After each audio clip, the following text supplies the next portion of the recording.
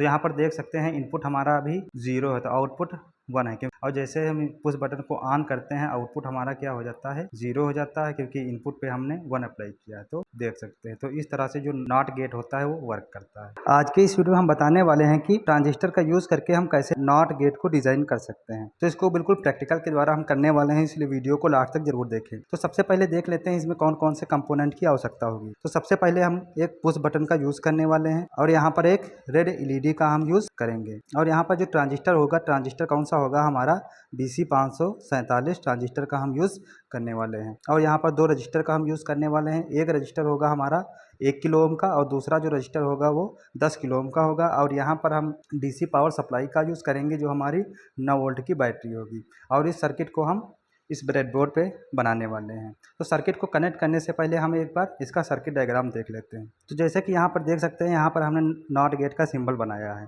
और जैसे कि जानते होंगे जो नॉट गेट होता है, नॉट गेट में केवल एक ही इनपुट होता है और इसका आउटपुट जो होता है इनपुट पे कैसे निर्भर करता है। अगर हम इनपुट पे 0 अप्लाई करेंगे तो आउटपुट पर हमको क्या मिलेगा, 1 मिलेगा, अर्थात बिल्कुल उल्टा। इसलिए इसको हम इन्वर्टर भी बोलते हैं। अगर हम इनपुट पे 1 अप्लाई करते हैं तो आउटपुट पर हमको 0 मिलता है। और जैसे कि यहाँ पर हमने इसका ट्रूथ टेबल भी बनाया है।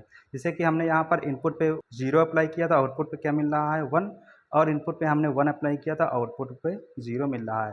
तो इस नॉट गेट को हम इस ट्रांजिस्टर के द्वारा बनाने वाले हैं। तो यहाँ पर हमने इसका सर्किट डायग्राम बनाया है। जैसे कि यहाँ पर एक BC547 ट्रांजिस्टर का यूज़ किया है। और जैसे जानते होंगे जो BC547 ट्रांजिस्टर होता है उसके 3 टर्मिनल होते हैं, इमीटर, बेस और कलेक्टर। तो यहाँ पर देख सकते हैं जो ट्रांजिस्टर का इमीटर टर्मिनल है उसको हमने डायरेक्ट ग्राउंड से कनेक्ट कर दिया है और बेस टर्मिनल है उसको हमने एक 10 किलो ओम रजिस्टर से होते हुए पुश बटन से कनेक्ट कर दिया है। ट्रांजिस्टर का कलेक्टर टर्मिनल होता है उसका कनेक्शन हमने LED से कर दिया है और कलेक्टर टर्मिनल का कनेक्शन हमने 1 किलो ओम रजिस्टर से होते हुए पावर सप्लाई के पॉजिटिव टर्मिनल से हमने कर दिया है। और जो LED का नेगेटिव टर्मिनल होता है उसको हमने ग्राउंड कर दिया है। तो अब क्या करेंगे, सर्किट डायग्राम की सहायता से हम कनेक्शन करने वाले हैं। यहाँ पर पुश बटन को हमने कनेक्ट कर दिया। पुश बटन का जो सेकंड टर्मिनल होता है उसका कनेक्शन हमने 10 किलो ओम के रजिस्टर से कर दिया। अब ये रजिस्टर का जो सेकंड टर्मिनल उसका कनेक्शन हम जैसे सर्किट डायग्राम में देख सकते हैं इसका ट्रांजिस्टर के बेस टर्मिनल से करने वाले हैं। तो ट्रांजिस्टर का जो बेस टर्मिनल होता है उसका कनेक्शन हमने 10 किलो ओम के रजिस्टर से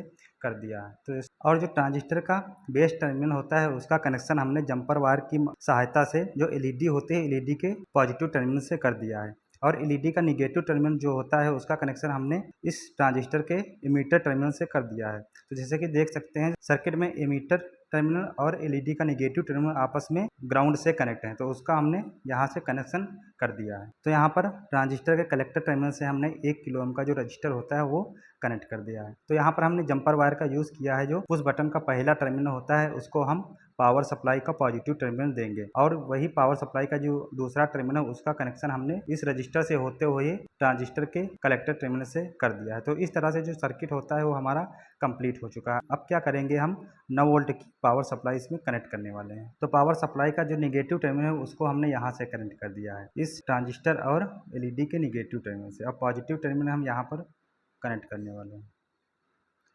देख सकते हैं अभी जो इनपुट हमारा है 0, मतलब ये जो पुश बटन है वो ऑफ कंडीशन में, इसलिए हमारा इनपुट जो है वो 1 है, अर्थात हमारी जो LED हो ग्लो कर रही है इनपुट 0 होने पर। और जैसे ही पुश बटन को दबाते हैं इनपुट हमारा 1 होता है, आउटपुट हमारा 0 हो जाता है। तो देख सकते हैं, तो जैसे ही हमारा इनपुट 1 होता है आउटपुट हमारा क्या हो जाता है, 0 हो जाता है। तो हम नॉट गेट को एज ए इन्वर्टर भी यूज़ कर सकते हैं, मतलब अगर इनपुट पे 1 होगा तो आउटपुट पे 0 हो जाएगा। तो इस तरह से हम ट्रांजिस्टर का यूज़ करके नॉट गेट को डिज़ाइन कर सकते हैं। तो आज के वीडियो में बस इतना ही। यदि वीडियो पसंद आए तो वीडियो को लाइक कर दें, चैनल पर नए हैं चैनल को सब्सक्राइब कर दें। मिलते हैं ऐसे नेक्स्ट वीडियो में।